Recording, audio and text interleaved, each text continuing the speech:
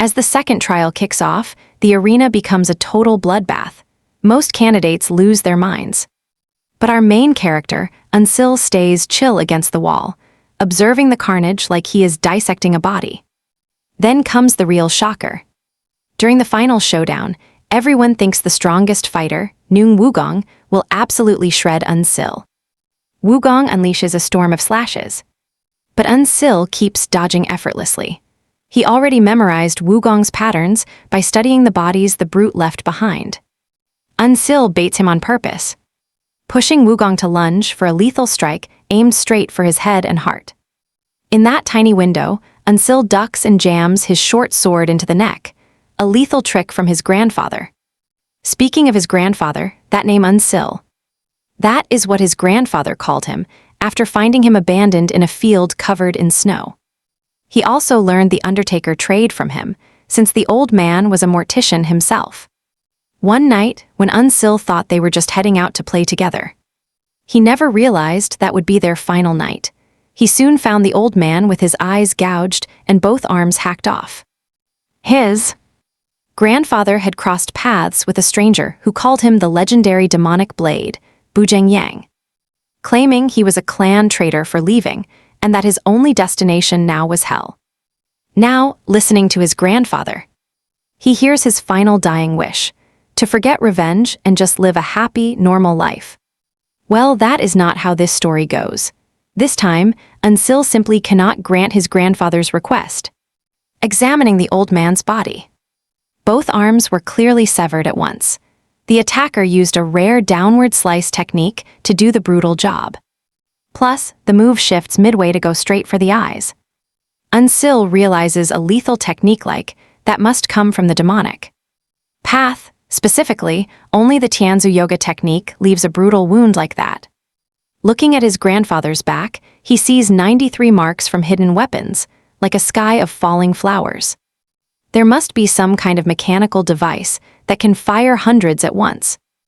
Additionally, the nails and the underside of the tongue are totally discolored. That only happens when you are hit with a lethal poison that rots the blood and flesh, putting it all together. There cannot be many people capable of this. And he is dead set on finding that person, no matter what. Unsil wastes no time starting his journey for vengeance. Soon, he is seen signing an agreement paper. While signing, an instructor tells him to be fast and just stamp the damn thing already. But Unsil leaves him stunned when he slices his own thumb to stamp it with blood. Ever since his grandfather died, Unsil has dedicated his whole life to revenge. And he does not see himself walking any other path but this one. That is why he is entering this competition. It is the perfect first step to making his revenge a reality. In this world, the Murim is split between the Orthodox and the unorthodox sects, and they have been keeping each other in check. The Orthodox sects follow the Murim alliance since they claim to fight for justice. On the other hand, the unorthodox sects revolve around the Demon Palace, which worships raw power over justice, even though they have managed to balance each other out for a long time. So the Orthodox sects decide it is time to make their move. This leads to the birth of the 18 martial masters, legendary warriors fighting for the greater good. Feeling the heat, the Demon Palace decides they need to level up their power too. Their solution, a ruthless plan to forge 10 elite warriors known as the Demon Masters. The unorthodox sect is hunting for 10 gifted youngsters to master the most forbidden secrets of demonic martial arts. Here is the kicker.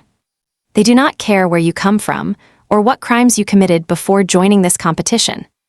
With that rule in place, tons of hopefuls flock to the Demon Palace, including our mysterious main character, Unsil.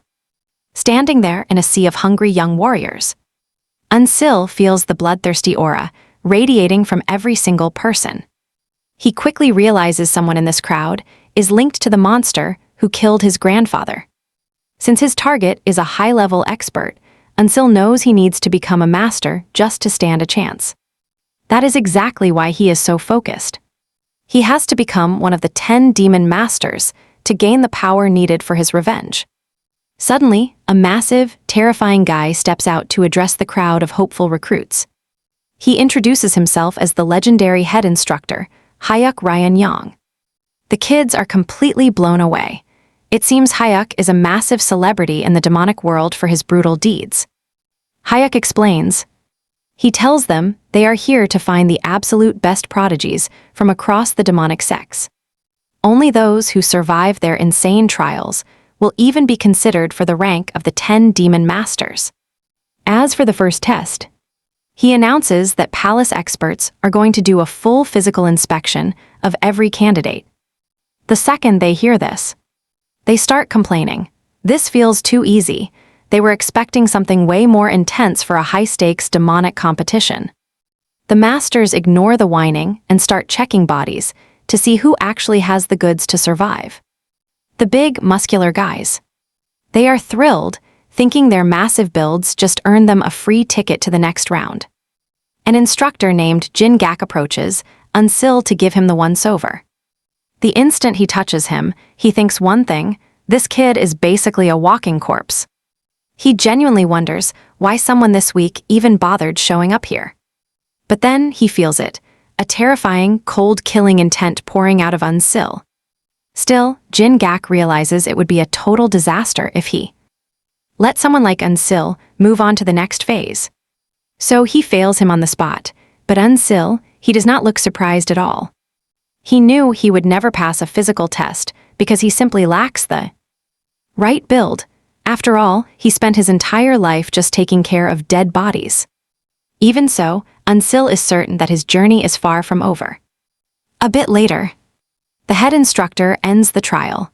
Suddenly, one of the rejected kids explodes in a total rage, screaming that this whole selection process is a total sham.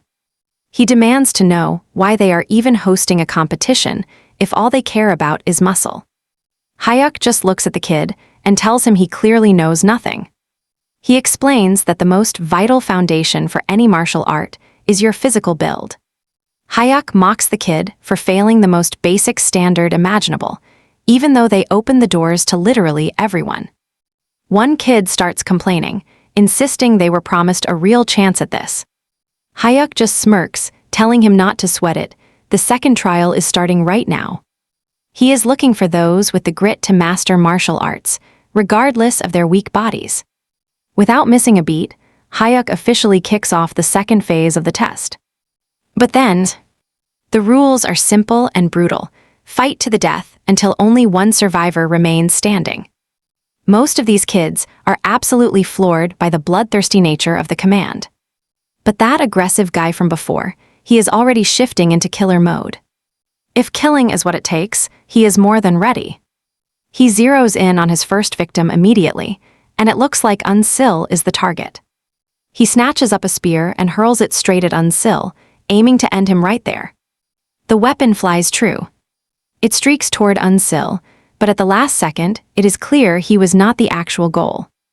The spear slams into the guy in red standing right next to him instead.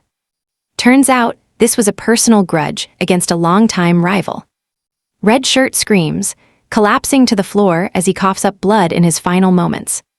Warm blood sprays across Unsil's face, while he watches the poor guy twitch in a growing crimson pool. Unsil is stunned, staring down at the fresh corpse that was just skewered like a piece of meat. One quick look is all it takes for Unsil to analyze exactly how the kill happened. He notices the spear pierced the heart perfectly, slipping right between the ribs without a hitch. It is proof that the attacker, Won Chung, has some serious speed and precision. Won Chung himself. He starts bragging immediately, proud of his first confirmed kill of the day. Watching from afar, Hyuk sees the kid has quick reflexes, but zero common sense. He is actually pretty let down. He figures these kids are just a bunch of brainless idiots. Jin Gak nods along, painting a target on your own back. This early is just asking for trouble. Even so, he knows this murder will finally force everyone else to realize exactly how life and death this is. Within seconds, absolute hell breaks loose, and the arena turns into a meat grinder. The younger kids start panicking at the sight of the carnage, unable to handle the death.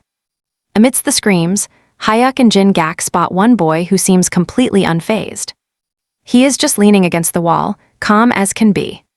He does not look bothered at all by the bloodbath happening right in front of him.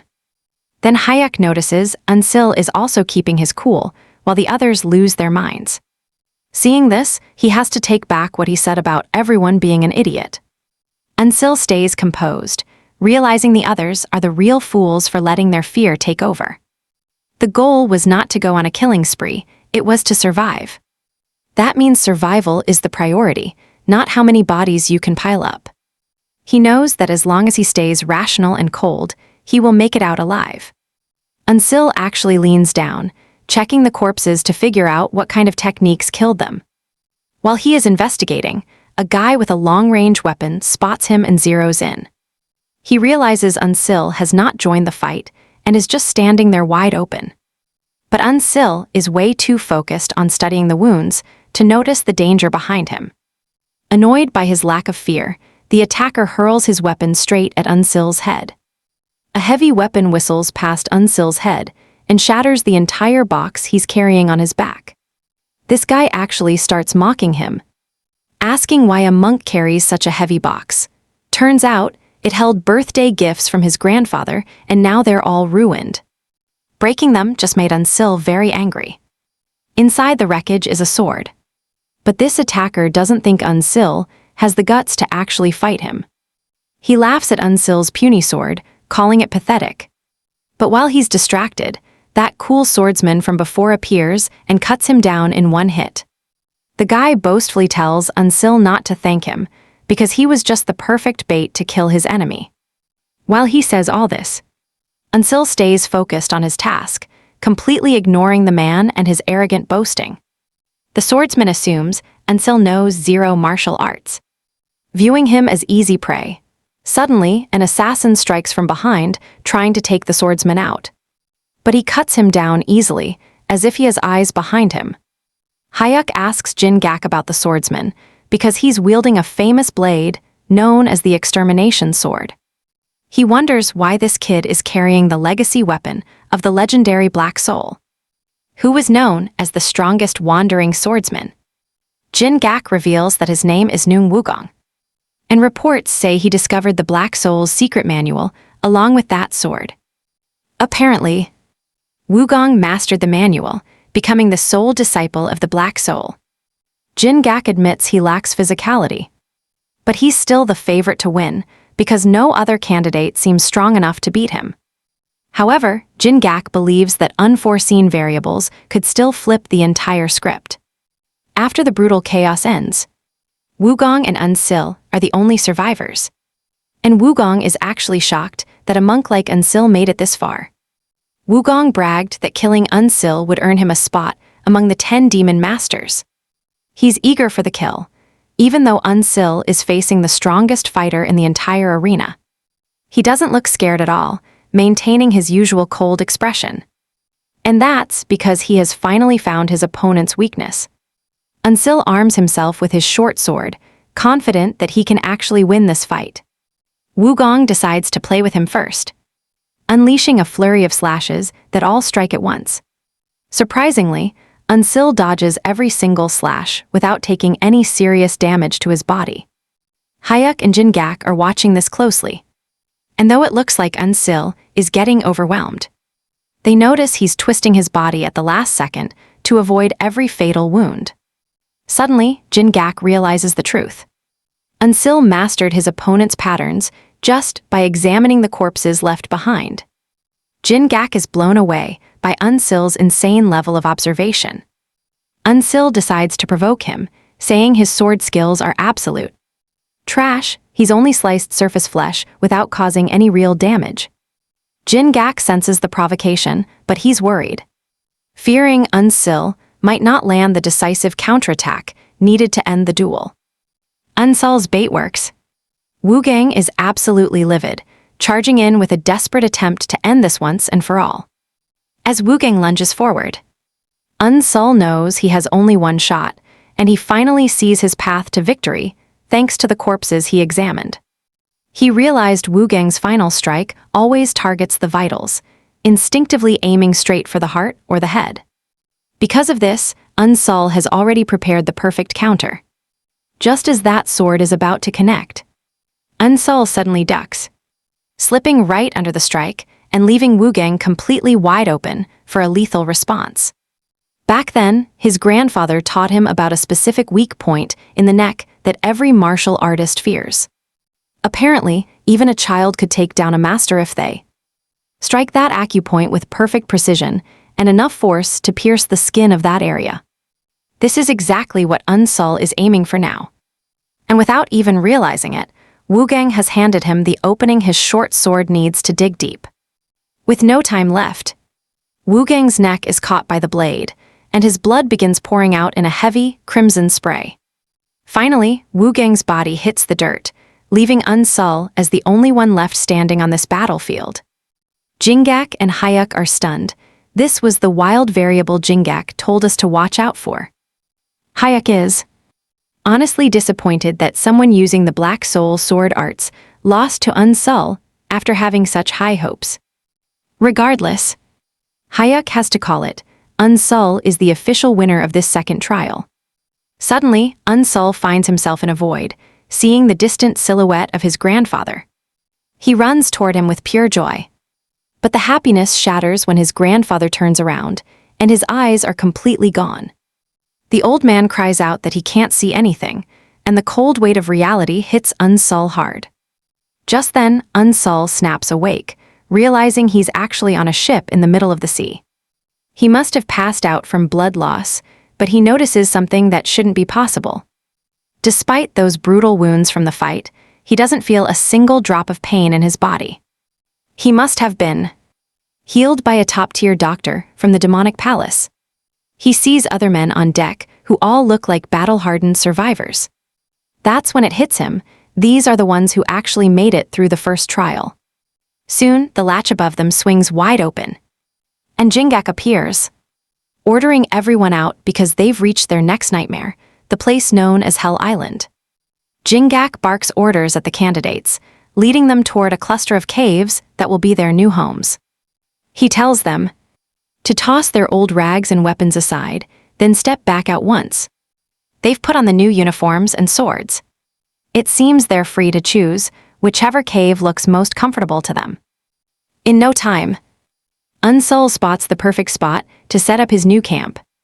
Elsewhere, two guys are already screaming at each other over a specific cave, both shouting that they got there first. A third party suddenly intervenes, telling the group to stop squabbling over the caves.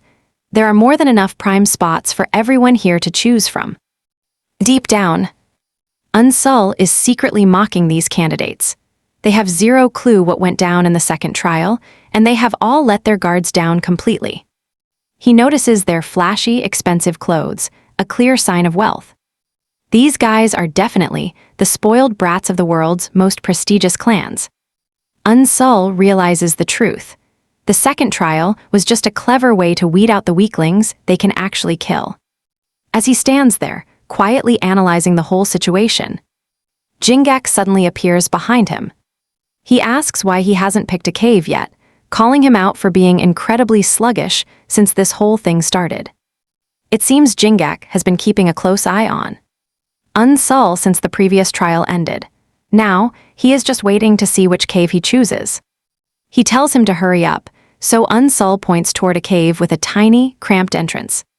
To make it worse, thick mud is literally spilling out of it. Another candidate starts mocking him, saying he picked a trashy cave that perfectly matches his lowly status. But Jingak, he is actually beyond impressed right now. He sees Unsul as a total genius for this choice. Sure, the entrance looks small and pathetic from here, but that is just a cover. Inside, the cave is massive enough for high-level martial arts training. Plus, that small entrance makes it easy to defend against intruders. Most people would just see the mud and walk away. Jingak is thrilled that Unsul saw through the deception so easily. Soon, the candidates step out of their caves, wearing all black martial arts gear. They all gather around to hear the announcement. Jingak explains that Hell Island features 10 different martial arts training facilities. Inside each building, they can master the legendary techniques of the 10 great demonic sects. Apparently, they are totally free to master every single style or just focus on one specific art. On top of that, they have complete freedom. They can sleep, play, or train whenever they want, no strict schedules. Unsol is shocked. The second trial was a literal hellhole, so this sudden freedom feels very suspicious. He simply does not believe they are just going to let everyone do whatever they want. The other candidates immediately start arguing about which martial arts they should try to learn first. Most of them believe the Fire Rain Sword sect is the best bet, since it is known as the strongest. Unsol just watches as they all dash toward the Fire Rain building. Everyone wants a piece of the top-tier sect. Unsol admits the Fire Rain style is incredible. But it would not help him. He has never actually learned a single martial art in his life. So, he starts looking for a style that would actually be useful for a total beginner. Unsol eventually makes his way to the Wandering Beast Pavilion. It looks like a total wreck. Apparently, this sect has really gone downhill over the last few years. They are barely holding their spot among the 10 demon sects. The only reason they are still relevant is their history of producing legendary warriors. But those glory days are long gone now. Unsol remembers his grandfather telling him stories about this sect a while back. Suddenly, Unsol notices the dirt shifting. Before he can react, a head literally pops out of the ground. The man asks if he has come here hoping to become one of the legendary 10 demon masters. It turns out this man is the master of the Wandering Beast Pavilion, Sawu. Unsol finally regains his composure, telling the master that he has come to learn their legendary and dangerous martial arts style. Sawu scans him from head to toe, noting just how frail the boy looks. After checking him out, he tells Unsol to leave, having zero interest in teaching someone so physically weak. He warns Unsol that he is too fragile and might die from the training. Unsol begs his case, claiming he heard that this path guarantees survival. If he masters their techniques, he will be able to survive anything. Sawu is shocked the boy even knows about their style, since it is nearly extinct now. Regardless, Sawu warns him that their martial arts are brutal and incredibly difficult to learn. This applies even to geniuses who think they can master anything with absolute ease. Their martial art starts with rebuilding the entire body, but looking at his weak state, Unsol wouldn't last a single day under the weight of their training methods. He tells the kid to get lost. But Unsol pulls a fast one, bowing deeply and thanking Sawu for agreeing to teach him their legendary martial arts. Seeing this bold, crazy move, Sawu realizes he is dealing with a real nutcase. Reluctantly, he decides to officially take Unsol on as his new disciple. But Sawu clarifies he is only doing this because the Demon Palace ordered him to. Sawu finally steps out from under the ground and tells Unsol to start calling him Master Sa. When Unsol tries to introduce himself, Sawu stops him. He is just trainee number 1. No more stalling. Sawu decides to start the training right now, forming a strange gesture with his fingers. A powerful wave hits Unsol, and before he knows it, his entire world goes pitch black. As panic sets in, Sawu tells him not to worry. He just temporarily sealed his vision using a secret sect technique. This is a mandatory step for anyone walking the Wandering Beast path. It is the foundational technique of their entire martial art style. Unsol stands there, completely lost by the master's explanation. Sawu explains this path is meant to heighten all his senses to give him reflexes like a beast. Sawu reveals that their martial arts are unlike other sects because they vary depending on the student. That is why the Wandering Beast path, even as a basic technique, is considered extremely hard, causing only a handful of people to ever master it. But if he succeeds, he will earn the raw and primal senses of a wandering beast. Sawu teases that most people actually die before they reach that point. He says he will be back in about an hour, so Unsol better get used to being blind. With Sawu gone, Unsol realizes he made a massive mistake in his assumptions. He thought his other senses would sharpen instantly once he went blind, but it is not happening. He remembers the master, saying it would take an hour for him to return. That hour is going to feel like an eternity.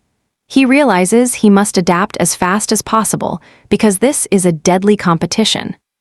Because if he is suddenly ambushed in his current state, he is totally done for. Unsul immediately imagines getting caught off guard, sending a surge of fear and adrenaline through his body that pushes him to leap between points. However, Unsul loses, and he realizes that mastering his balance is critical now that his vision is gone. 1 hour later, Sawu returns, expecting to find Unsul running around the place in terror. But to his total surprise, he sees Unsul jumping around with some seriously unique movements. Sawu realizes Unsul is picturing a fake enemy, allowing him to adapt to the blindness incredibly fast. Still, Sawu stands unimpressed and decides to test Unsealed. He swings his sword and tells him to try to evade. Their brutal training then continues, and 3 days later Unsealed has been beaten to a pulp by Sawu multiple times. Sawu is surprised that Unsealed hasn't questioned these insane methods, but is just accepting them instead. Sawu finally asks Unsealed why he is not saying anything or challenging the way he is being trained. Unsealed explains that Sawu once said the essence of the Wandering Knight Pavilion's martial arts is reaching enlightenment, and because of this, he believes there is a deeper purpose behind every single thing he is doing. Sawu is genuinely impressed by Unsealed's answer and tells the boy he is actually right.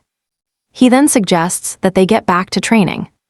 Sawu lunges toward Unsealed, but this time around Unsealed's senses explode, and he can actually feel Sawu's movement toward him. Even without his sight, he knows he can't dodge, leaving him with only one real option: he has to block the attack. At the very last second, Unsealed raises his sword and manages to parry Sawu's strike before it lands. This shocks Sawu to his bones because he never expected Unsealed to pull this off after only 3 days. Even so, Unsealed's block wasn't perfect, and the impact still sends him flying onto his backside. Just then, Sawu tosses a bamboo bottle at him and tells him to drink whatever is inside. Unsealed expects plain water, but he is dead wrong. Before he even knows it, massive energy surges through his body, replenishing every single bit of his strength and lost nutrients. It turns out that liquid is the spring spiritual water that Sawu had been saving his entire life. Even though Sawu gave it away, he is not worried it was a waste because he's convinced he's finally met the once-in-a-lifetime genius he's been begging for. After his strength returns, the training starts up again, and they clash with some seriously high intensity. After trading blows for a couple of intense minutes, Sawu suddenly stops and just bursts out laughing. He's finally found exactly what he's been looking for. Suddenly, Unsealed realizes his sight is back, with a voice full of pure honesty. Sawu tells him to forget those 10 demon masters and become an official disciple of his sect instead. Sawu promises that he'll make him one of the top 10 strongest martial masters in the world. He could rule the entire demonic faction in 10 years by simply saying yes. Hearing these tempting words, he is incredibly tempted by the offer since Sawu seems truthful, but then he remembers his grandfather's killer is an elite, skilled warrior. Because of that memory, Unsealed knows that mastering only the Wandering Beast Pavilion's techniques won't be enough to satisfy his deep desire for revenge. So he humbly turns down the incredible offer, informing Sawu that his ultimate goal is to become a demon master. Sawu then tells him to forget any hope of mastering all 10 demonic sect martial arts because even someone like the Grand Heavenly Demon Emperor would find that impossible. A man talented enough to invent his own legendary fighting styles. He explains that every technique requires a specific body type and a particular flow of energy.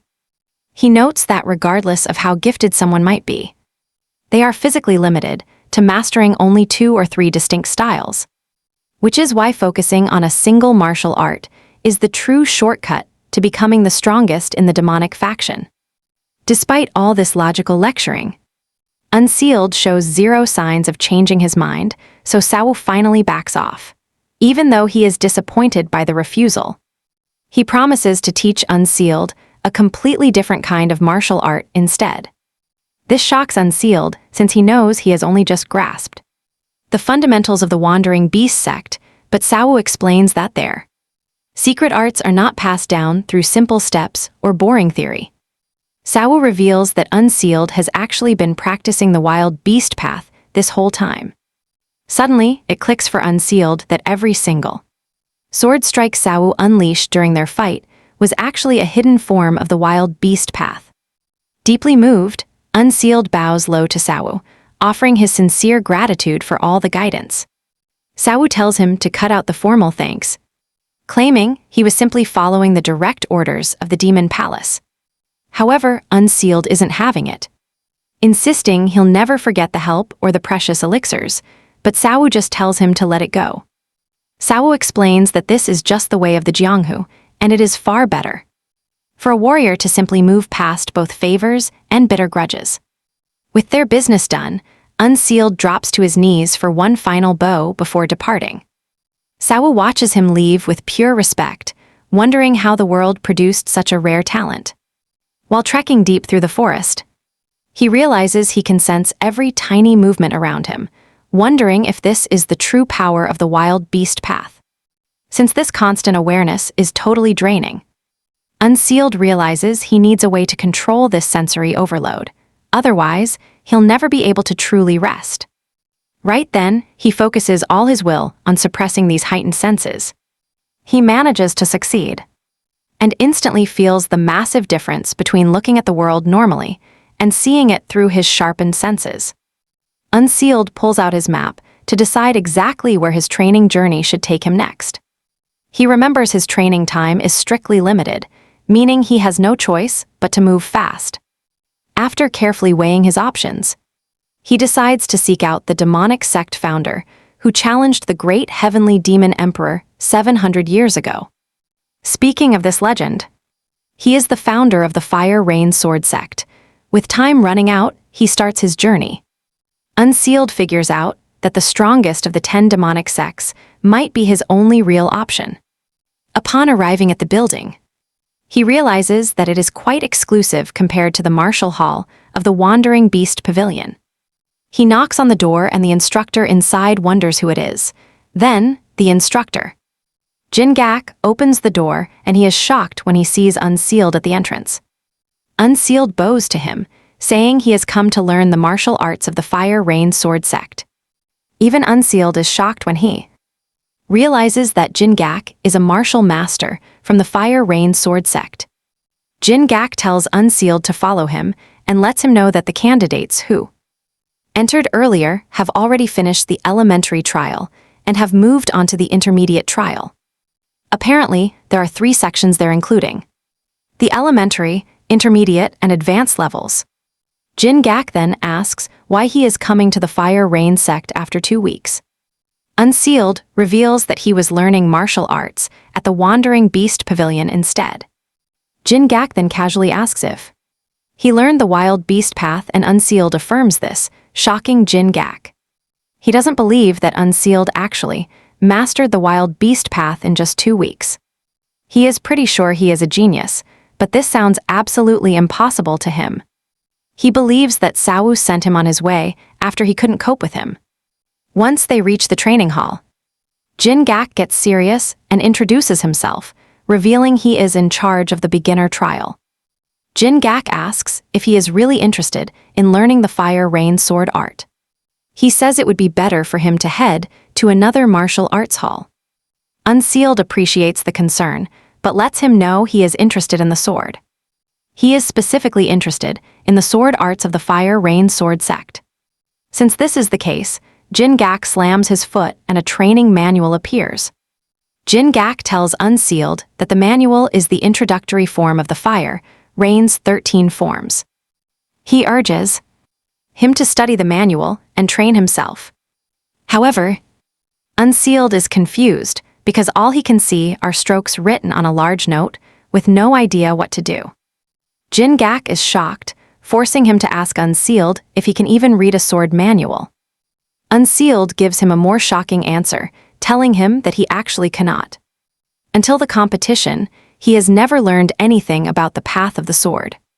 This answer sends shivers down Jin-gak's spine, leaving him totally dumbfounded. Jin-gak is forced to ask again. And Unsealed affirms this, saying he had no prior knowledge of martial arts.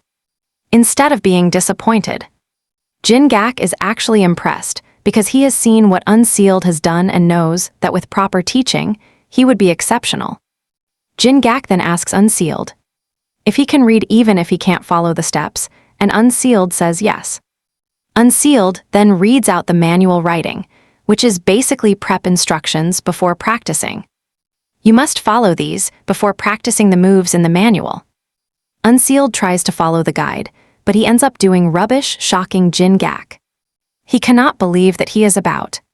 Jin-gak starts schooling Unsealed on the proper etiquette and posture needed for someone aiming to become one of the 10 demon masters.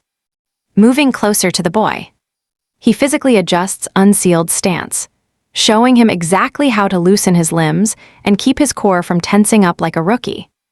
The second he explains this, Unsealed snaps into the perfect posture. Jin-gak is blown away. The kid absorbs information without needing a single repeat. With the foundation finally set, the master decides it is time to stop stalling and dive straight into the fire rain 13 forms training without delay. He tosses him a blade and begins demonstrating the precise body adjustments and high-level accuracy required for this style.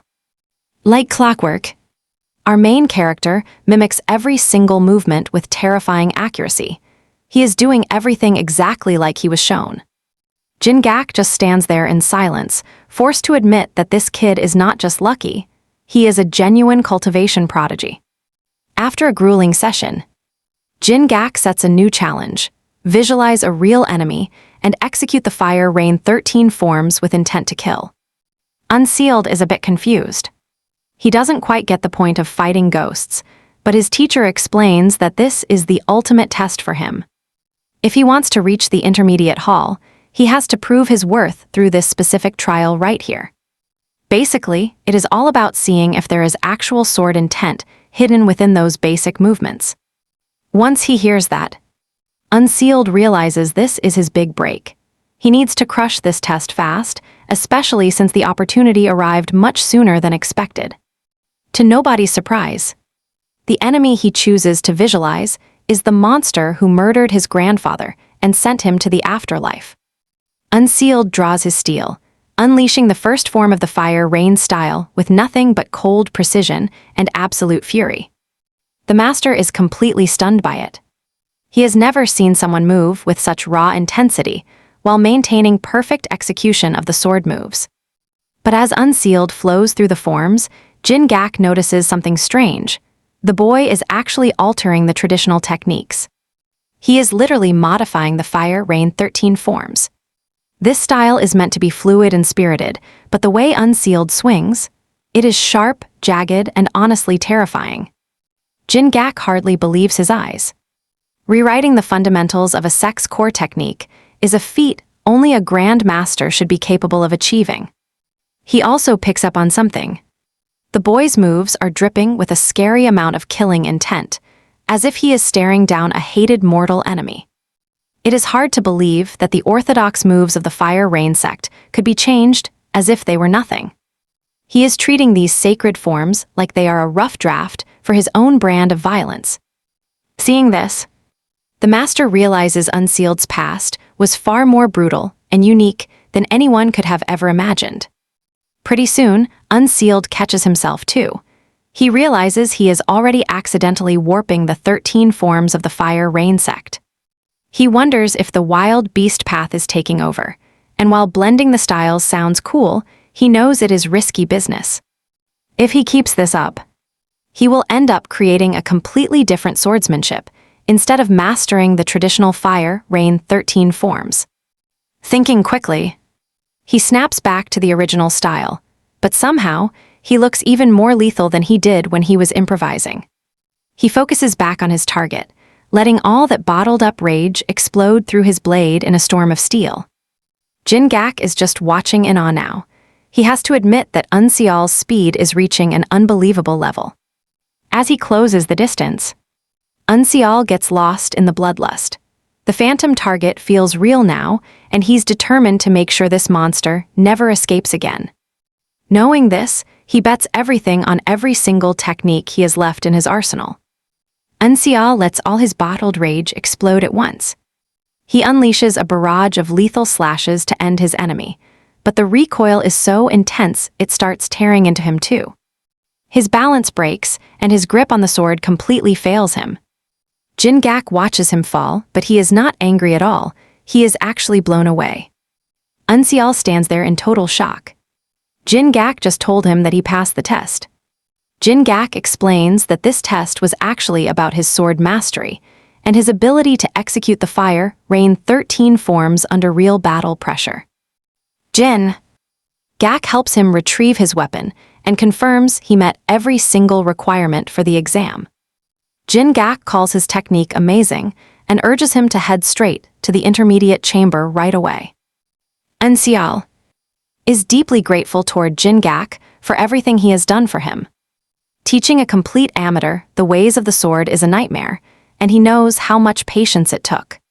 He gives a deep, respectful bow, thanking his teacher for everything so far. Jin-gak tells him to keep grinding. But then he adds a warning. He could feel a terrifying killing intent radiating from the boy's blade. One last piece of advice: do not let that bloodlust swallow your soul. As they part ways, the master realizes Unseal mastered the wild beast path in just 2 weeks. That growth rate is just terrifying. Because of this, he is advancing through the ranks way faster than even the veteran instructors expected. Jin-gak had his doubts about the kid making it this far. But after seeing him in action, he has 0 doubts left. Plus, Jin-gak is sure the intermediate chamber instructor, Chin-mu-gang, will be absolutely obsessed with Unseal's hidden potential after just a bit of time. Unseal enters the intermediate chamber and the greeting is cold. The teacher tells him to buzz off because the class is already completely full. Chin is being incredibly cold. He is totally unimpressed that Unseal took weeks just to clear the most basic elementary level training. Chin says Unseal has no hope in this chamber with the kind of talent he has shown. Unseal tries to explain that his delay was due to his training at the pavilion. When Chin hears that, he is still unimpressed, assuming that the boy simply ran away from the wild beast training because it was too intense. But since the boy passed the test, the instructor grudgingly lets him take a seat with the rest of the candidates. The lesson begins, and they are introduced to the Fire Rain Thundering Sword. They are learning it is built on lightning speed, and if they cannot handle the blade, they will end up cutting themselves apart. Chin continues by saying the Thundering Sword is nearly impossible to use in battle, just like the Fire Rain 13 forms. Regardless, everyone must learn it to sharpen their fundamental skills. This is not about winning fights, it is about reaching absolute technical perfection. Chin calls forward a specific candidate named Byak Hansong. Time for their practical test. Chin orders him to choose a dueling partner. Byak flashes a wicked grin, making sure he can pick absolutely anyone. Chin says yes. As you and I probably guessed, Byak points to Unseal. He wants the rookie. Chin hesitates, but Byak quickly reminds him of his own rules. Anyone means anyone. Still, the instructor tries to push back, asking how Byak expects a real test against a student who literally just joined them. Chin begs him to choose another opponent. But Unseal suddenly speaks up, telling his instructor that he is actually okay with it. Chin is stunned. Unseal explains that he has been learning swordplay from Jin-gak recently. He believes his best chance at growth is testing himself against others in a real fight. From Chin's perspective, it looks like Unseal is just protecting his pride, but he will not stop him. Chin gives the green light, hoping they can both make it to the advanced chamber. Byak, however, feels differently. He thinks he is the luckiest guy alive, a fresh rookie to trash however he wants. Perfect. He is even plotting to kill Unseal just to flex his skills to the whole class. The pair grab wooden swords and square up, ready for the duel to begin. Bayak gives him credit for being brave, but warns him that guts alone won't keep a man alive in the Murim world.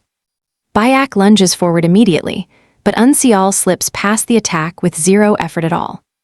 Bayak is actually impressed, but he is convinced the rookie cannot keep this up forever. He strikes again, harder this time, forcing Unseal to finally block instead of dodging, as their wooden blades clash. Bayak senses the boy is definitely a total beginner, and that makes him even more excited. He keeps playing with his food, even breaking out the flashy thundering sword technique. Still, Unseal stays completely calm, evading every single strike Bayak throws his way with ease.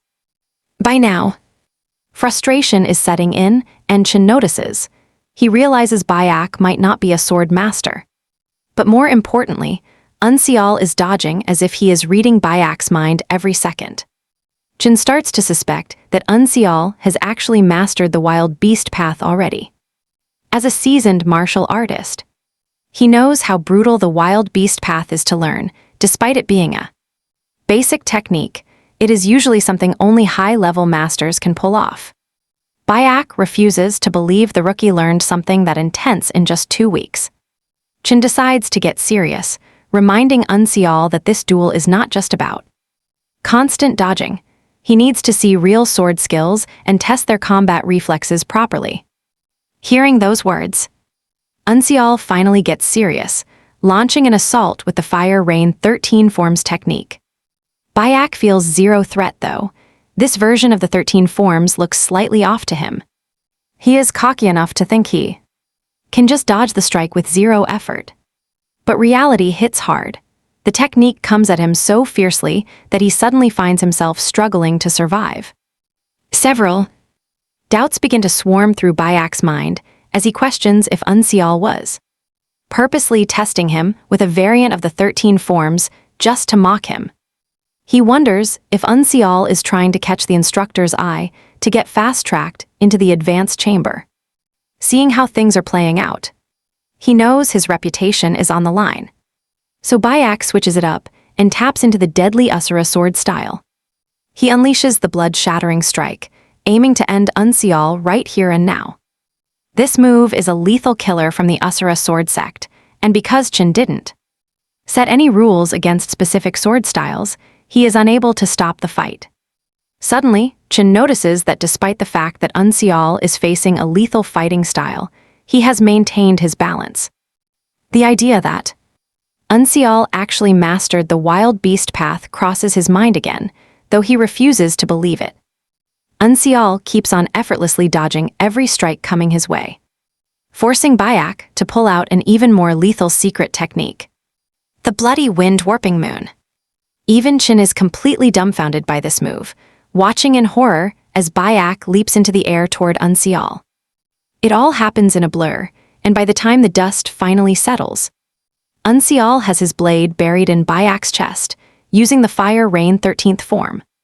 Unseal looks ice cold as he retracts his sword, while Bayak coughs up blood and hits the dirt, apparently dead from the weight of Unseal's strike.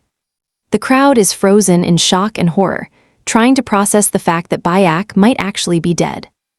Unseal simply walks away to return his practice sword while Chin stands over the body, confirming that he is dead from a strike to a vital spot. Chin then turns toward Unseal, asking him if he has always been a disciple of the Wandering Night Pavilion. But he denies it. Chin is forced to ask if he truly mastered the wild beast path in just 2 weeks, but Unseal replies that he only learned the absolute basics of the technique. Chin gives a disgusted smile when he hears this, especially since what he just witnessed did not look basic in any way or form. He teases Unseal, asking if he was also taught the secret of how to learn. Unseal tries to explain himself, but Chen shuts him down, telling him to clean up the mess he just made. The other candidates start grumbling, believing it is wrong for Unseal to kill someone during a simple sparring session. They all wait for him to be punished, but Chin is quick to correct their mistake. He tells them this might be called a martial chamber, but they better not mistake it for one. He reminds them that they are on Hell Island, and if they use a technique meant to kill their opponent, they should expect to be killed in return. With that settled, Chin restarts the training session and the candidates go back to sparring against each other. Anyone who loses during these matches is sent away by Chin, told they have failed the trial. He tells them that they are free to find another hall that will take them in, because their journey with the Fire Rain sect ends here. The failed candidates beg for another chance. But Chin makes it clear that there are no more chances. Chin says fitness won the first round, but the Fire Rain sword requires actual talent. It takes potential that goes way beyond a normal person's absolute limits. Since these guys lack that special spark to push through, they failed. The losers clear out and the winners head off, leaving the hall empty.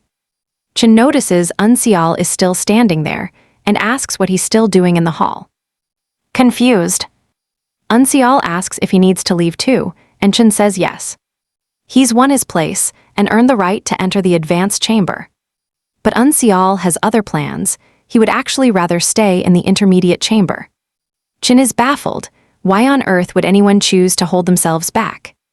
Unseal explains that he's only mastered 13 forms and hasn't truly learned anything in this chamber yet.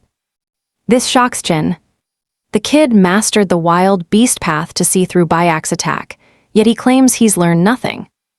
Zero apologies. Unseal stands his ground, insisting that his work here is far from finished. Seeing that Unseal won't budge, Chin has no choice. He agrees to teach him the Fire Rain Thundering Sword, a high-level upgrade to his current 13 forms. However, he warns the boy that he hates people playing tricks just to make a flashy impression. He sternly warns Unseal that he will behead him if he discovers he has learned any other sword technique besides those 13 forms. 4 days later, they're at it.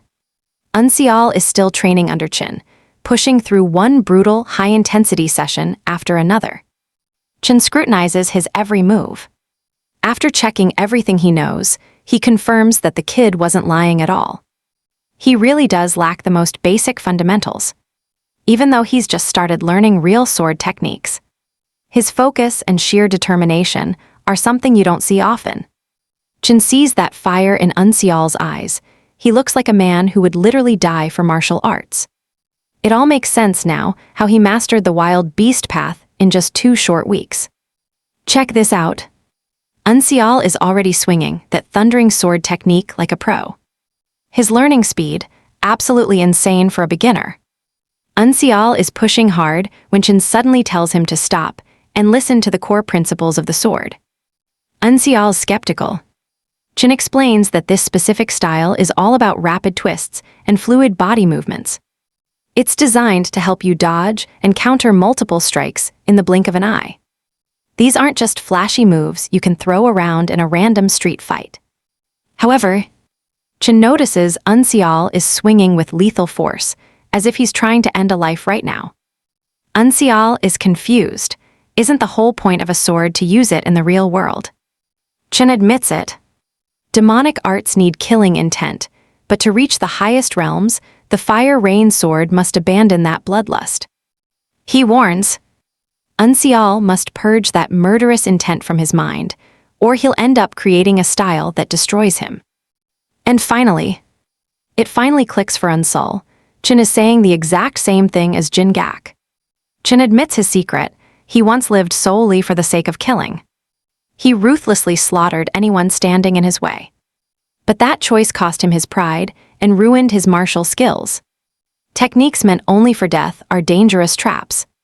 They promise power, but in truth, they are just walls blocking the true path of the sword. Like a father talking to his son, Chin tells him that he must let go of this killing intent. In that very moment, Unseal remembers what his grandfather once said about those carrying a blade. Every swordsman carries a past soaked in blood. It is filled with misery, which is why Murim people stay silent. Unseal asks why the man is sharing all this. Chin wants him to know he's also lived through that same bloodlust. Chin asks for his name, and everything clicks. He realizes this is the lone survivor from that brutal second trial. Chin looks at him and delivers some very harsh, honest news. His problem, he lacks basic martial foundations. His rivals have trained since they were kids. Chen. Rushing into advanced techniques would only make the gap between them wider. He must master the fundamentals now. He needs that base for the fire rain sword. So, Chen decides to teach him his own secret unrivaled lightning technique. But first, Chen destroyed his finger nerves, failing to master it. This training is incredibly dangerous. One mistake and he could lose his arms. He'd never reach the advanced level, he'd just be a cripple. Chen asks if he still wants to proceed. Zero hesitation. Unsul would sacrifice his soul for revenge. His arms mean absolutely nothing. 1 month later, he masters it and leaves the intermediate level. Chen is impressed by his incredible progress. Unsul thinks it took way too long. It's time for the advanced level. He pushes open the door. Eyes everywhere. These trainees have a different kind of ferocity. It is surreal. Undertakers are scum, but killers are treated like royalty. The instructor urges him to find a seat. Take a seat quickly, because the lesson is about to begin right now. Since they have got a fresh trainee in the mix, the teacher decides it is time to break down the Rain Sword core principles along with the 7 teachings. He starts by schooling them on the absolute need for perfect power balance. Throughout every limb to ensure their fighting stance remains totally rock solid and unshakable. After scanning the notes for a moment, Unsul realizes this would have been complete gibberish to him if he hadn't already mastered those advanced techniques back in the intermediate hall. Once the master finishes up his lecture, he gives Unsul the signal to follow him outside alone. The instructor leads our main character straight to the garden behind the training chamber. He explains that true masters can take down armed foes without ever drawing a blade. In that state, a warrior no longer needs steel to manifest the ultimate sword arts. Suddenly, the teacher snaps off a tree branch, aiming it right at Unsul while dropping a heavy question. He asks him how he would respond if, wait, the master notes while he was in the intermediate hall. His classmates already mastered the Shining Mystique. It is the first form of fire rain sword, which is why they are studying theory. The teacher warns Unsul that he will never learn a thing. If he cannot even grasp the simple riddle, he is being asked right now. Period. With his entire future on the line, the master tells him to answer carefully. Unsul takes a deep, steadying breath before declaring that if he has no sword, he will just take one from his enemy. He lunges forward to snatch that branch away, but before he can even graze a single leaf on that twig, the old man vanishes and reappears behind him. The master scolds him instantly, calling his impulsive answer way too reckless. But Unsul is not even listening to the lecture. Because his brain is melting, trying to figure out how the teacher moved that fast. He charges in again and again, but the result is always the same. Frustration starts boiling over for Unsul because he simply cannot predict where the old man will land. He did not expect an easy win, but this is next level. He cannot even track the master movements, let alone catch his robe. Panic sets in, since Unsul knows his chance at the advanced chamber is dead if he does not impress this man right here. Unsul decides to go all out, tapping into the wild beast path full power for one final, desperate attempt. With his resolve set on fire, he pounces toward that branch, but just as his fingers close in, the instructor sends him flying back with ease. He hits the dirt hard, feeling like a total failure, but before the depression kicks in, the teacher is suddenly there, giving him a firm pat on the shoulder. The old man lets out a loud laugh and tells him he passed. Unsul jaw drops at the news. Because he never even touched the guy, how on earth does that count as a passing grade? The master just brushes off the question and says training for the Shining Mystique starts tomorrow. Get ready, things are getting serious. The master tells him to show up early, way before the other trainees. Unsul is thrilled to hear this and bows to the master, thanking him for the favor before leaving. As he walks off, the teacher looks down at the branch in his hand. All the leaves just fall right off. See, Unsul actually succeeded. but the master sent him flying on purpose just to keep him humble and hide his true progress. The old man is seriously impressed.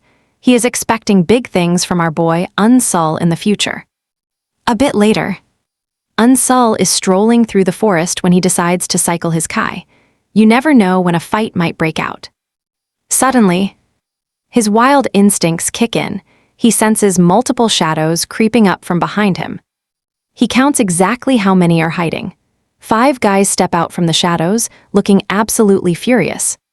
They claim Unsul has been acting like a big shot since the intermediate chamber, and now, it is time for a lesson. These 5, bragging about being the 5 peak swords, self-proclaimed geniuses who are apparently here to take his life. Instead of wasting time arguing with these losers, Unsul keeps his sharp senses dialed to the max, and because of that, he realizes there is someone else, a hidden predator, lurking in the dark shadows nearby. Just as the gang attacks, a terrifying figure appears out of nowhere and drops their leader with one hit. The guy hits the dirt instantly. One shot, the rest of the group is completely paralyzed with fear. They spin around to see the mystery attacker, who turns out to be the powerhouse trainee, Seo Jin-ha. Jin-ha does not even glance at the remaining 4. He just looks at Unsul and says they need a chat. The cowards try to get his attention by asking him what he wants. Jin-ha just tells them to get lost because they are not worth his time. The 4 grab their unconscious leader and scramble away, shouting some pathetic threats about revenge as they run. There is no doubt about it. Unsul can tell this Jin-ha guy is on a whole different level. Once Jin-ha is sure those weaklings are out of sight, he turns to Unsul with a heavy, serious look. He levels his sword at our hero and demands to know who he really is, leaving Unsul totally baffled. Earlier that afternoon, the master had called Unsul up to demonstrate the technique in front of everyone. Unsul gripped his blade, took a massive breath, and started unleashing a flurry of precise, lethal strikes. After a few minutes of training, he finally stops. Look at that deep, clean gashes are carved right into the solid ground. Even the master is shocked. Unsul did not just learn the move, he packed it with actual killing intent. Once he finishes his epic display, the teacher calls up the next student, and guess who it is? Seo Jin-ha. As he walks onto the stage, he brushes past Unsul, looking absolutely terrifying and cold. When it is Jin-ha's turn to show the Fire Rain Sword's first move, something strange happens. He shifts his form, showing off a technique that is a direct, perfect counter to everything Unsul just did. For Unsul, the message was loud and clear, a warning. Standing face to face now, Unsul asks him what he meant. What does he mean? Who is he? Jin-ha just snaps at him, convinced that Unsul is just playing stupid to hide his true identity.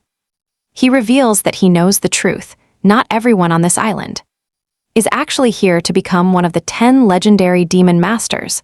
Some have secrets. As Unsul listens, the gravity of the situation finally hits home. Learning those 10 demonic arts sounded legendary, but the whole setup felt off somehow. Too rushed, like a messy, desperate plan. He realizes this whole deal is a double-edged sword, and one side is definitely a trap. Keeping his voice steady and calm, Unsul drops the big question, is there a spy on this island? Looking at him, Jinha realizes Unsul is being completely honest right now. Jinha sheathes his blade. Unsul isn't the guy he's hunting after all. Before turning away, Jinha warns him to back off, keep pushing, and he might just lose it. Death is only one wrong move away. Once Jinha's gone, Unsul knows things are way deeper than they look. Unsul finally understands why he missed it. He's been so buried in training that the bigger picture just slipped by. Time to clear his head, no more distractions allowed. Because honestly, no matter who's plotting, they'll all end up fighting him eventually. Not long after this, the instructor announces the news. Their long, brutal training phase has finally reached its end. He gives them a parting speech that's half farewell, half warrior motivation. Then, he wishes them luck out there in the dangerous Muram. Suddenly, a bell rings out. Everyone's confused, wondering what's going on now. The instructor barks an order. Head to Stone Mountain at the center of the island immediately.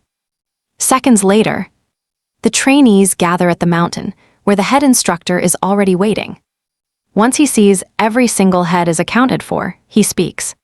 He announces it's time. The third trial is about to begin right here, right now.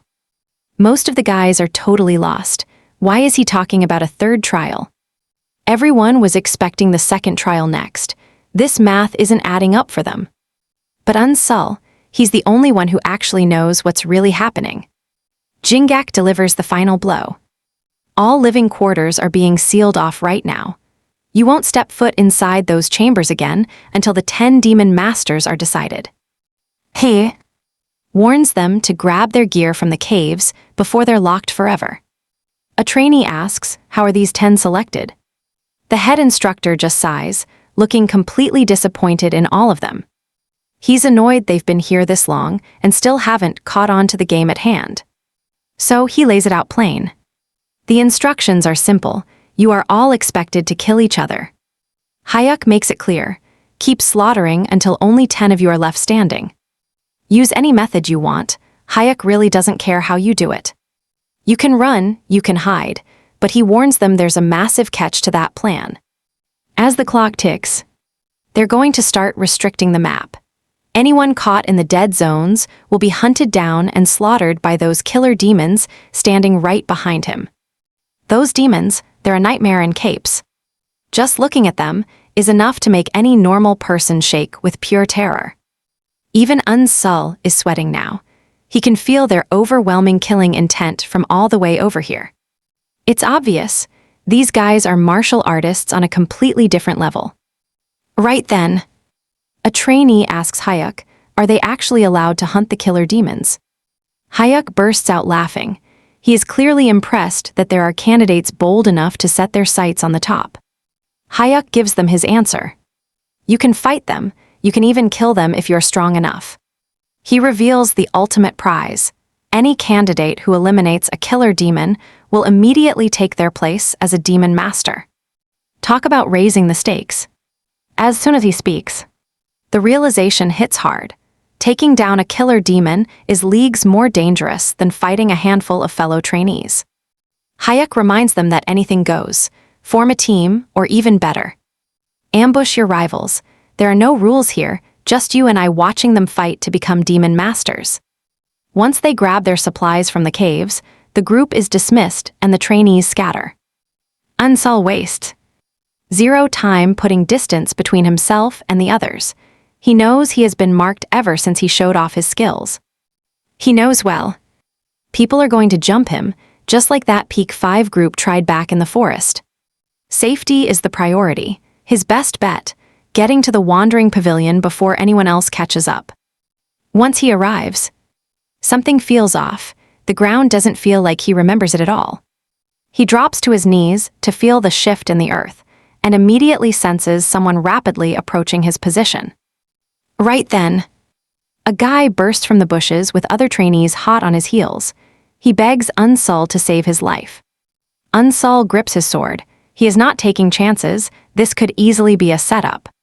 The guy promises he will find a way to repay him if Unsul helps him escape his pursuers. Unsul scans the scene and realizes the guy might actually be telling the honest truth. Look at those wounds. They are definitely not faked. He senses 3 pursuers closing in. Are they working together or just hungry for the kill? Unsul doesn't care about their drama, but there's a bigger problem here. He can't risk being spotted just because this guy led them right to him. He's got no choice now. Unsul quickly hides himself, and the stranger inside one of the secret underground pouches near the pavilion. The trio arrives seconds later. They find absolutely nothing, leaving them scratching their heads in confusion. They prowl around the pavilion, searching everywhere for their missing target. Little do they know, he is hiding right beneath their feet. After a thorough sweep, it's clear their target has vanished into thin air. With no other lead, the trio is forced to move on and search elsewhere. Once the coast is clear and the attackers are gone, Unsul and his new temporary partner finally crawl out from the darkness. The guy is beyond relieved to be alive, and can't thank Unsul enough for the save. As the stranger prattles on, Unsul is already busy analyzing exactly what just happened. He realizes that Sawu must have prepared these new hiding spots specifically to keep him safe. While underground, he felt the wild beast path sensations stretching out much further than usual. He could feel everything moving through the dirt, as if he had X-ray vision. Sawu was trying to teach him how to master the path of vibrations all along. "All right, you and I are meeting a new face today, Gumshil Young of the Blood Sect." Gum asks for the man's name, but Unsul just keeps on walking. Instead of resting, Unsul immediately starts heading toward his next destination. Gum begs him to wait, asking if they can travel together for safety. He claims Unsul is clearly trustworthy since he already saved his life once. Unsul stays completely silent, so Gum just takes that as a solid yes. Pure excitement written on his face. He follows Unsul like a lost puppy, officially joining him on the road. After walking a while, Unsul places a hand on the ground to sense the earth's vibrations. Using this unique skill, he picks up a fight nearby and suggests a detour. "Stick with me, this gets wild." Gum is totally floored by this ability and immediately starts begging for a quick lesson. But our protagonist just ignores the chatter and keeps moving. Suddenly, Unsul catches the voice of a fighter nearby, swearing to avenge his fallen brothers. Hearing those words sends a cold, familiar chill running through his entire body. He realizes this stranger is driven by the exact same thirst for revenge. Gum notices the sudden shift in Unsul's mood and asks what's going on. But before he can respond, Unsul announces they're taking a detour right into the action. Turns out he doesn't want to avoid this battle, he wants to be part of it. As they reach the clearing, an assassin hidden in the tree branches spots them and immediately launches a surprise attack. But Unsul effortlessly blocks the strike, leaving the attacker frozen in absolute shock. The guy demands to know how a non-assassin could possibly stop his forbidden ultimate concealment technique. Unsul doesn't bother answering, he just ends the conversation with one fatal slash. He admits that invisible technique would have been trouble without his wild beast path skills. With fighting ongoing, Unsul decides to help the trapped warrior clear out the assassins just to ask him what revenge finally feels like. Just as the enemies close in, Unsul appears from nowhere and strikes. The sudden entry catches them off guard as he unleashes devastating, wide slashes. Yet, one assassin teleports behind him and nearly takes his head off, but Unsul dodges. Even when surrounded, these low-level threats are nothing compared to his raw ferocity. He carves through the crowd until only one man remains. As he prepares to finish the job, the vengeful warrior suddenly strikes from the shadows to kill the final assassin. With the last enemy dead, a massive smile creeps across the bloodied warrior's face. But before Unsul can ask a single question, the guy collapses to the ground. Gum crawls out from the bushes, nervously asking if it's safe. Unsul ignores him and kneels down to check the fallen man's pulse. That's when Gum's true nature shows. He tries to drive a blade into Unsul's back. But Unsul isn't that easy to fool, we all saw that block coming. Gum is absolutely stunned. He never expected Unsul to block that strike so effortlessly. Unsul shoves him back, annoyed that this betrayal just ruined his chance to ask a very important question. Gum doesn't care about the question, he has much bigger problems right now. His only concern is how Unsul saw through him. How did he know a betrayal was coming? Unsul. He drops a bombshell. He knew the truth since they were back in that underground shelter. He had already spotted the massive stash of weapons Gum was hiding under his clothes. Not only that, but Gum was moving like a statue. All those hidden blades made his body stiff and awkward. Unsul admits he only kept the guy around out of pure curiosity. He wanted to see if someone's lies could actually teach him something useful later on. This sends Gum over the edge. He's convinced his acting was flawless and that Unsul is bluffing. He snaps and hurls his weapons at Unsul. But Unsul parries everything with ease, making things look completely hopeless for Gum.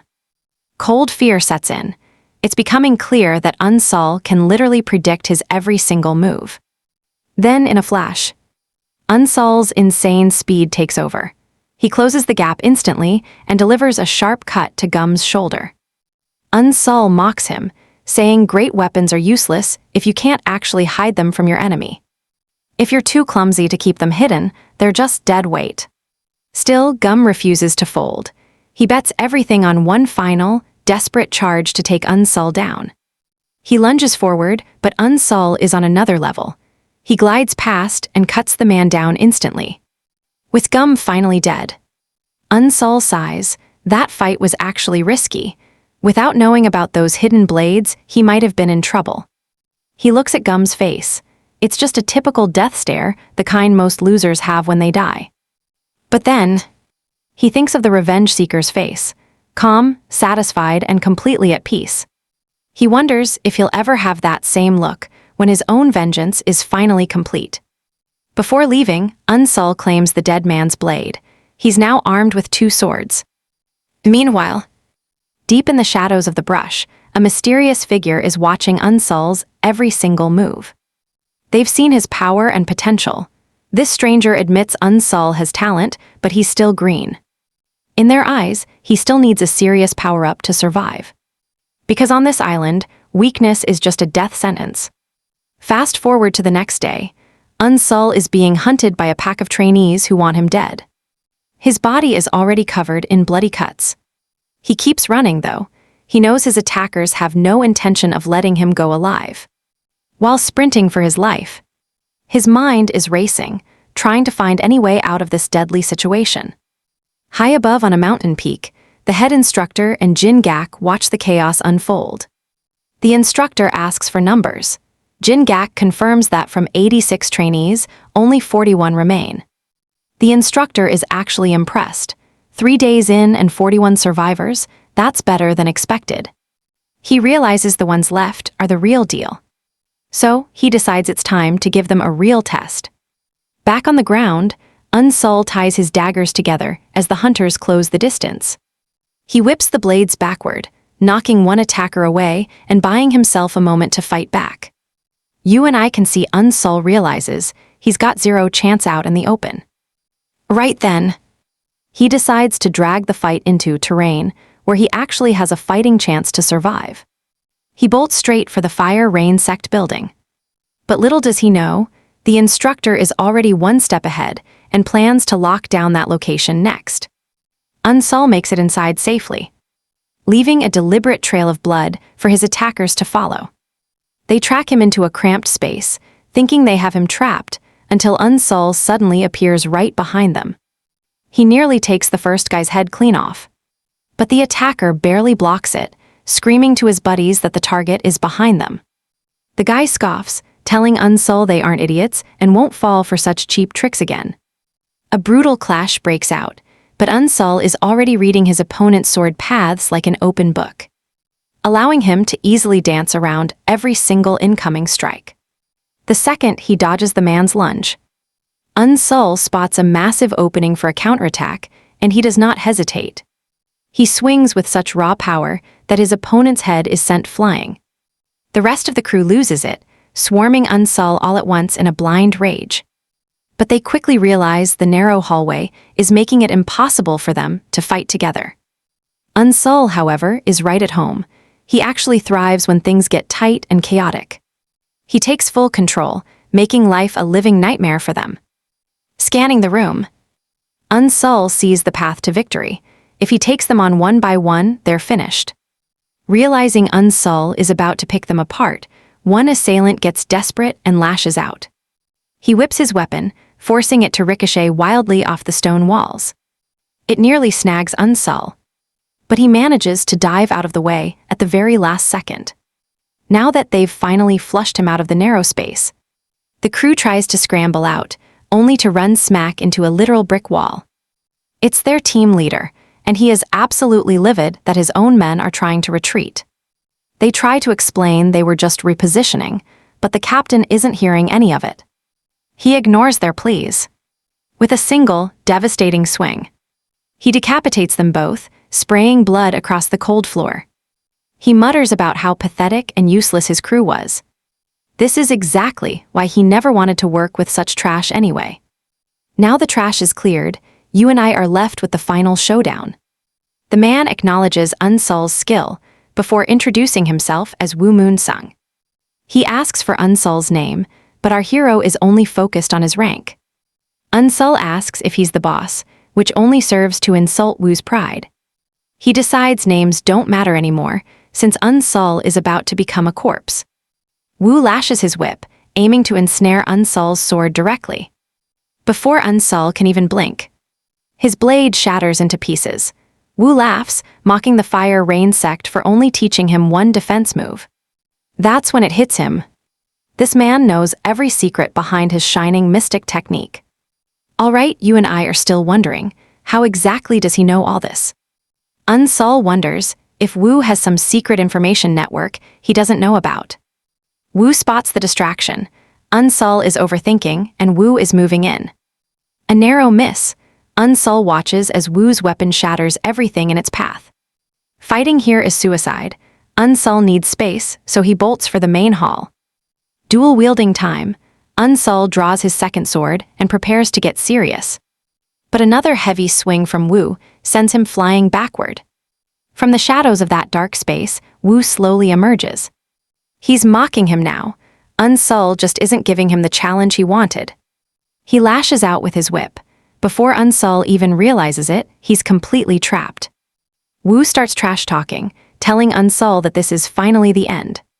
Wait, Unsul realizes he can actually block these hits using Shining Mystic. But there's a catch. He doesn't have the raw power to hold it back. He needs something else, a completely different technique to break this stalemate. Something destructive, a force strong enough to slice through solid steel. As the whip tightens, Woo thinks it's over. He's convinced he's finished the job. But then he senses something. Unsul is definitely cooking something up. He's not worried, though. He assumes it's just more of that Shining Mystic.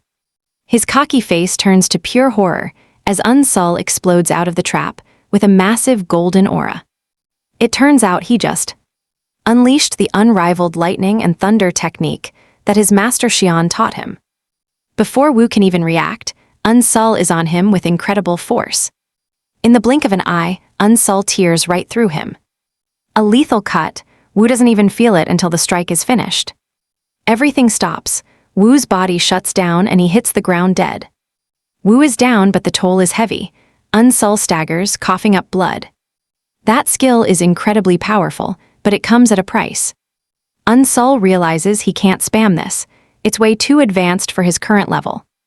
Regardless, he's just glad the fight is over, even if it took too much time. Time's ticking. You and I know those zones are about to shift, and he has to move. Suddenly, he senses a dark aura. He turns around and freezes. It's a killer demon, a literal monster, staring him down with pure malice. Fear takes over. Unsul can't believe what he's looking at right now. It hits him. The zones shifted while he was busy taking down that last group. But maybe. He starts wondering if he can escape without a fight. He didn't enter this zone on purpose. He wasn't running from combat, he just ended up here. He takes a tiny step, eyes locked on the killer demon. No reaction. Okay, maybe he's actually in the clear after all. Thinking the killer demon is giving him a free pass, he doesn't hesitate. He bolts right past the monster. But just as he's about to make it past the monster, his survival instincts scream. He sees his own head flying off his body. Unsul twists midair, barely dodging a strike that would have beheaded him. He's terrified. You and I can see he couldn't even sense that movement. This is bad. Honestly, if it weren't for those wild beast senses, he'd be dead meat right now. Unsul finally reaches a grim conclusion. That calm expression on the killer demon is nothing but a trap. The very second Unsul flinches, he's going to strike. He suddenly remembers Saw Woo's lessons on how predators and prey actually work. He'd learned that even the best predators struggle to catch their target when it is moving in a sharp zigzag pattern. But the carnivore usually wins because eventually, the prey's frantic movements become predictable and easy to read. That's when the predator strikes, intercepting them for the final kill. since being predictable is basically suicide. Unsul lets out a massive scream before moving in the most chaotic, bizarre way imaginable to make sure he's impossible to track. Unsul kicks his desperate plan into gear. And his very first dodge actually works, leaving the killer demon looking pretty impressed. He starts with that classic zigzag move. But the moment the demon figures out the rhythm, Unsul switches gears to the wild beast path, just as he's about to make his final play. He realizes the demon is already there, cold steel pressed right against his throat. Sweat pours down his face as the crushing realization hits. He was too slow. But he's stunned when the killer demon suddenly freezes instead of finishing him off. Unsul looks around and notices he's already made it across the restricted boundary line. Unsul takes a second to reflect on what just went down, realizing he couldn't find a single opening even after giving it his all. As he turns to leave, it finally clicks what it actually means to be a true martial artist. He was just a frog in a well. Against a monster like that, he had zero chance. Once he's safely away, you and I can see Unsul going over the encounter one more time. And he realizes this demon's skill is on par with the monster who killed his grandfather. Unsul realizes then that he'll have to surpass even a killer demon's strength if he ever wants to win. Suddenly, a voice behind him calls out, "Someone has been searching for him this whole time." He turns around to find a man sitting on a rock, staring him down while mentioning his secret beast path. Hearing this, Unsul realizes his reputation is spreading a lot faster than he thought. The guy starts to introduce himself, but stops himself, claiming that since Unsul is about to die, there's no point in knowing his name. The man lunges, but Unsul stays perfectly calm, dodging the strike with effortless, smooth movement. The guy's impressed. Most wouldn't have dodged that, but Unsul's beast senses are the real deal. He admits Unsul is on track to become a legendary demon master in the near future, which is exactly why he has to kill him now. The stranger shifts his attack angle, and as he speaks, something clicks in Unsul's mind. An important memory finally flashes through his head. But he quickly clears his head of distractions before he ends up getting himself killed. He blocks the guy's strike. But the vibration from that sword sends a strange, familiar sensation through Unsul's entire body. After a few more exchanges, his dark suspicions are finally confirmed. He remembers when he and his grandfather examined a very specific corpse. His grandfather tells him that man was killed by the 5 tiger severing blades of the Hebei Feng clan. His grandfather knew the truth because there were no external wounds on the corpse, yet every single bone was completely shattered. Unsul's grandfather explained that these 5 tiger severing blades specialize in one thing: injecting Kai directly into the enemy the moment their weapons make contact. Recalling those lessons from his grandfather, Unsul shouts out, letting the man know he recognizes that 5 tiger severing technique unique to the infamous Hebei Feng clan. The man is stunned, immediately demanding to know how Unsul could possibly identify it. See, the core of this style is a specialized chi absorption technique. It is actually a fundamental skill that manipulates energy. Acting like a violent vortex, it pulls everything in, effectively seizing and disrupting the opponent's weapon mid-swing. Once the weapon is trapped, they move in for the final, devastating kill. Back then, young Unsul was amazed by his grandfather's deep knowledge. He even asked if the Hebei Feng clan was the ultimate martial arts sect. His grandfather noted that while the technique is deadly, it leaves the user wide open to counterattacks, since they must get dangerously close to their target to finish them. Keeping this in mind, Unsul decides to turn the technique against his enemy. Unsul charges the Fang clansman, who readies his weapon for a true clan-style engagement. Fang sneers about how he will pull these demon seedlings out by the roots before they ever become true demon masters. Just as Unsul closes in, he does something unexpected, stabbing his sword into the dirt. Fang thinks the kid is crazy, but he is proven wrong when Unsul dodges and suddenly appears right at his side. Unsul delivers a heavy kick to the stomach, sending him reeling back in pain. Unseal recovers his blade with a smirk, knowing his plan is working perfectly. But he knows he can't relax just yet, because that strike clearly didn't do much real damage.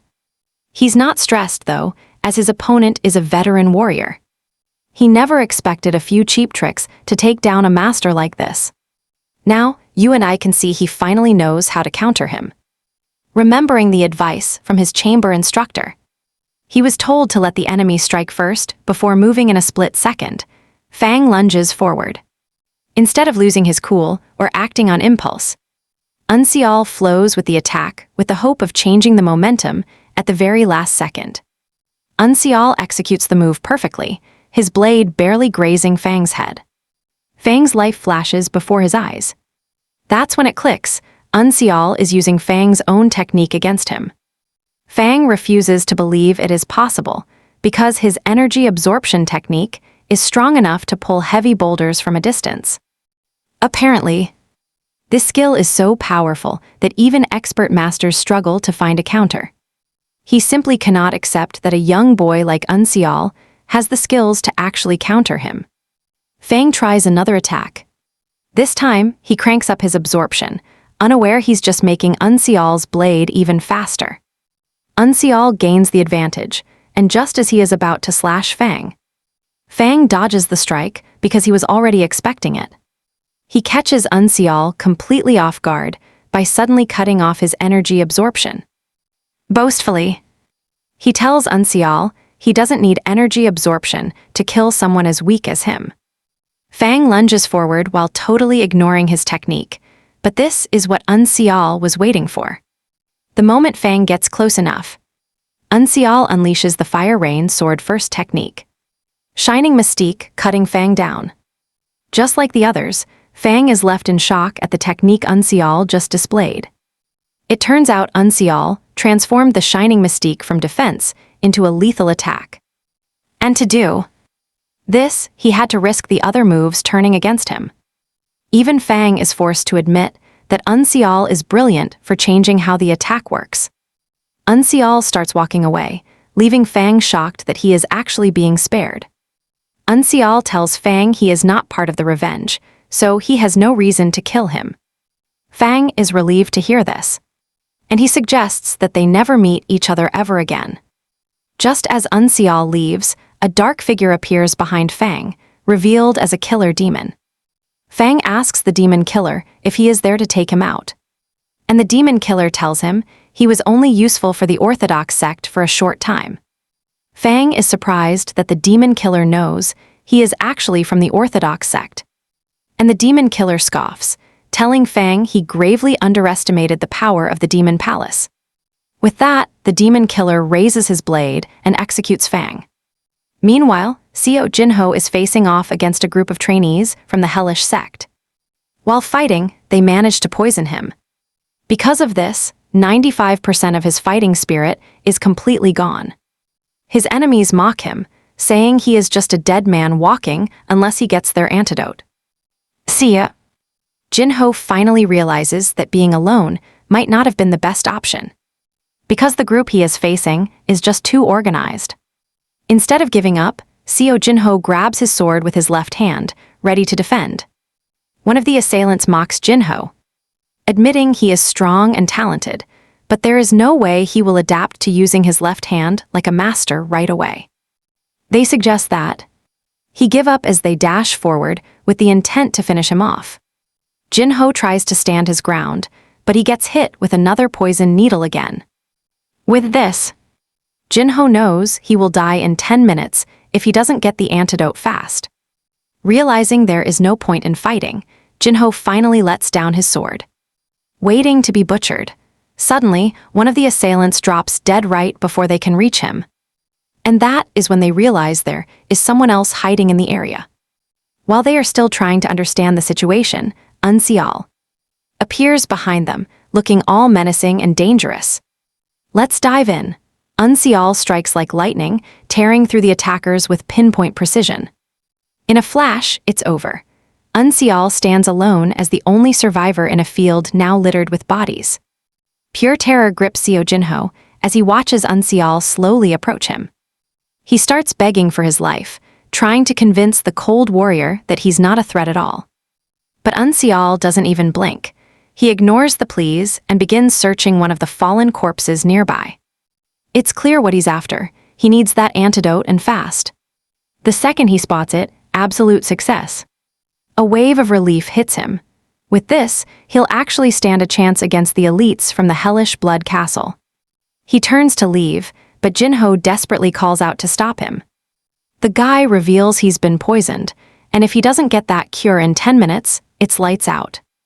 Unseal looks back, his gaze colder than ice.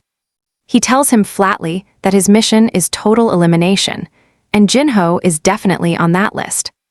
The only reason he hasn't cut him down yet? Simple, he's already a walking corpse who's bound to die anyway. Jinho realizes the brutal truth. To Unseal, everyone here is just a target. He's just another competitor who needs to be cleared off the board. Pushed to the edge, Jinho offers a deal. He'll serve Unseal if he can just have a drop of that antidote. Unseal isn't impressed. Why should he bother helping a weakling? Jinho plays his trump card. There are 20 trainees left, and they're not working alone. These guys are all grouped up. No matter how strong Unseal is, taking them all on solo is suicide. Alone, he doesn't stand a ghost of a chance against them. If he's saved, Jinho promises to leak every single weakness the remaining groups have. He swears up and down that he'll never betray the man who saves his life. It's an absolute oath. Unseal pauses, weighing the options in his head. He decides that Jinho doesn't seem like the type of guy who's clever or brave enough to pull off a betrayal. Jinho keeps talking, promising to be a loyal partner until the bitter end while practically begging him to believe he's not a backstabber. Finally, Unseal gives in. He tosses the antidote canister over, letting Jinho save himself from the brink of death. Jinho rushes to apply the powder, but suddenly a bell echoes across the field. Another zone is closing. A new restricted area has just been declared. Hearing the warning, Unseal snaps. He tells Jinho they have to move, and they have to move now. Jinho is confused. After all, they're technically still in the safe zone. Unseal barks at him to use his brain for once. Most of the map is already red, and the space is shrinking fast.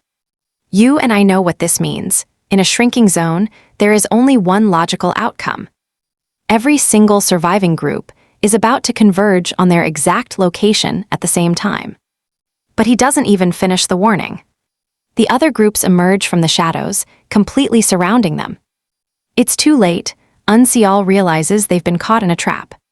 He scans the new arrivals, checking out the competition. One guy stands out immediately. He looks way more dangerous than the rest of the fodder around him. He's got a red scarf tied in his hair and an aura that's absolutely freezing. A real killer. Since this crowd is just a messy alliance of factions, one leader suggests they should all team up to kill Unseal and Jinho first before they start tearing each other apart. Everyone there knows exactly who these two are and just how lethal their skills can be. They're priority targets.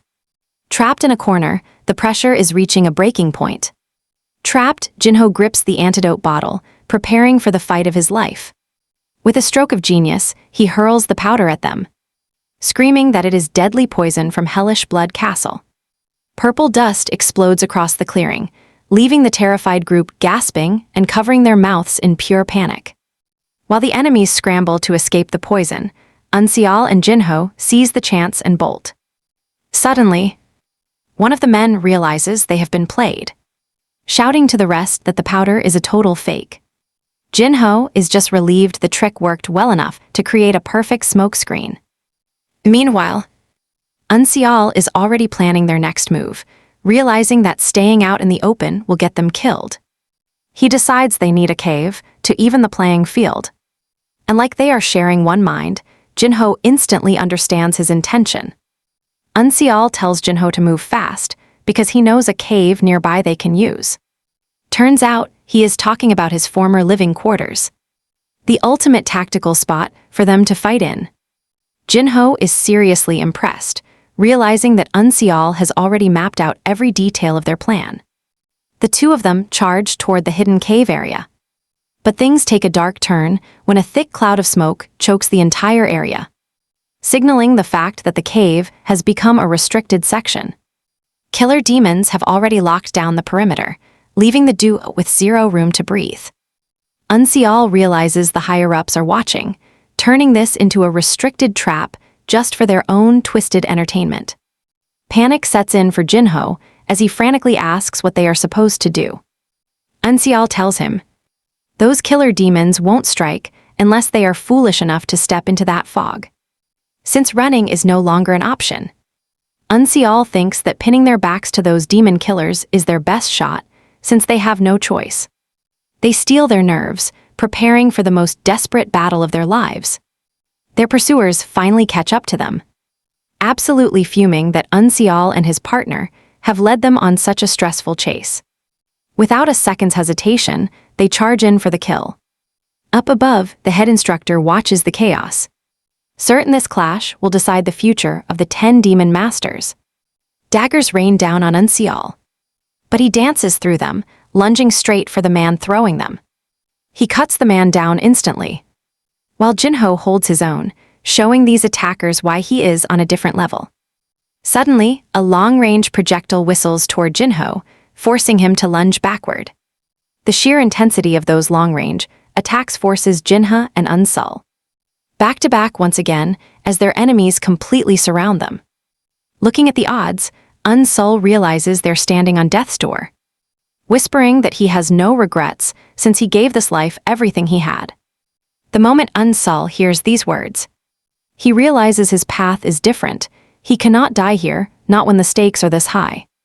If he falls now, he will be consumed by failing his grandfather. The weight of that grim reality hits him hard. Any shred of fear vanishes as he completely locks in. Unseal flips the script, going from prey to the ultimate hunter. The first two charging him never stood a chance. They are down before they can blink. He cuts through them so fast that he is already on to the next target before Jinho even notices he is gone. His lethal technique shifts, shredding his opponents like they were made of paper. Panic spreads among the trainees. They have never seen a terrifying style like the one Unseal is using. Realizing how dangerous he is, everyone suddenly turns their sights on him. They swarm him, but Unseal's senses are firing on all cylinders. His inner beast is fully awake now. He recalls every single move Sawu made, and he starts moving with unpredictable, erratic speed. The trainees see nothing but a blur as bodies fly everywhere. They cannot even track where he is. Even the head instructor is left speechless by the sight of a mere trainee fighting with the precision and power of a seasoned professional. Unseal is dominating the field until a massive, unexpected punch comes flying out of nowhere. He barely spots the incoming strike at the last second. He manages to throw his sword up to block the hit, but the sheer force shatters his blade instantly, sending him flying across the battlefield. Jinho panics, seeing where Unseal landed, and screams for him to get back on his feet. Dazed and disoriented, Unseal struggles to clear his head. But by the time he snaps out of it, he is surrounded by a thick, mysterious fog. His breath hitches in pure terror, because standing right over him is a killer demon, blade ready to take his head. Just as the killing blow drops, the head instructor bellows an order that shocks everyone. The demon is inches from grabbing him, when Sawu suddenly appears, sword at the creature's throat to signal that Unseal is to be spared. Unseal looks up into his master's eyes, and that is the last thing he sees before everything goes black. The instructor's voice thunders through the air, ordering the head physician to save the boy's life at any cost. Jingak tries to argue that pausing the trial like this is a major violation of the rules, but the instructor shuts him down, promising to take full responsibility for the choice. Truth be told, the instructor is thrilled. He finally found the hidden gem he has been searching for all these years. He is certain that Unseal is destined to become one of the elite 10 demon masters. Later, an elder named Hua Wimyong confronts the instructor to ask about his actions, demanding to know why he ruined the plan. The original goal was to pick 10 demon masters and 2 genius assistants to serve them. They were only supposed to select 12 trainees. But Unsol forced the trial to end with 14 survivors, despite knowing he would face punishment. The instructor tells Hua he is ready to face whatever consequences follow this decision. Hua worries about the reaction from the 10 demonic sex emissaries. But the instructor remains calm, claiming the executives will eventually see the same untapped potential in Unsol. Days later, Unsol slowly wakes up in an unfamiliar room, the heavy scent of herbs filling the air. All right, you and I are back in the medical room where Unsol's treatment first began. Checking his body, he finds every single wound has been perfectly closed and healed. Even his internal injuries have vanished completely. He is stunned. He really didn't expect such high-level skill from this place. This physician from the Demon Palace is the real deal. Gathering his strength slowly, he steps into the hallway and meets an attendant who tells him it is time to go. Walking into the main hall, Unsol is left speechless by the sheer grandeur of the Demon Palace. He asks where they actually are. The guide explains they are standing in the absolute center of Hell Island. No wonder Unsol never saw this place. It was tucked away in the restricted zone. Once he settles in, the attendant asks if there is anything he would like to eat. Unsol just wants 2 bowls of simple noodles. Before long, the noodles arrive. This was his childhood comfort food, something he used to share back then with his grandfather. But just as he picks up his chopsticks, Jinha walks in. He immediately starts teasing Unsol about having 2 whole bowls to himself. Unsol is cold, but stick with me. Jinha actually stops to sincerely thank him for saving his life. Jinha knows he would have been a goner if Unsol hadn't stepped in. Unsol tries to brush off the credit. But Jinha explains that only 12 trainees were supposed to survive this ordeal. The only reason Jinha is still breathing is because the head instructor suddenly intervened. This news hits Unsol hard. And the shock doubles when he learns he has been unconscious for 4 days. He honestly thought only 1 day had passed.